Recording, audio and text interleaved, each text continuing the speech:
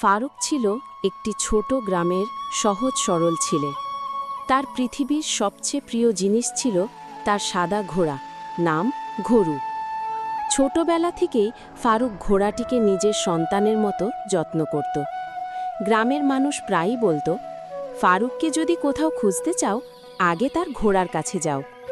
ফারুক আর ঘরু সারাদিন একসাথে মাঠে ঘুরত, নদীর পাড়ে দৌড়াত আর গ্রামের মেলায় মানুষদের আনন্দ দিত।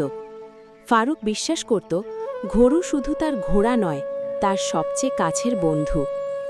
এক রাতে গ্রামের ওপর ভয়ঙ্কর ঝড় নেমে আসে।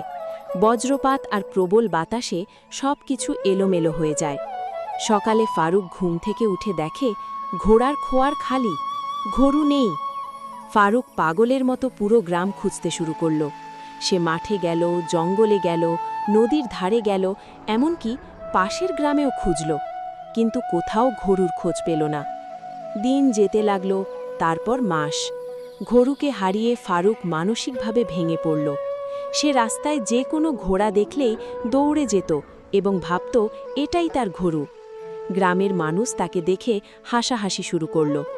একদিন চায়ের দোকানে বসে গ্রামের লোকেরা বলল, ওই যে আসছে ঘোড়া ফারুক। ধীরে ধীরে ফারুকের আসল নামটাই হারিয়ে গেল। সবাই তাকে ঘোড়া ফারুক বলেই ডাকতে লাগল। কিন্তু ফারুক আজও গ্রামের রাস্তার পাশে দাঁড়িয়ে দূরে তাকিয়ে থাকে। হয়তো কোনো একদিন তার প্রিয় ঘরু আবার ফিরে আসবে।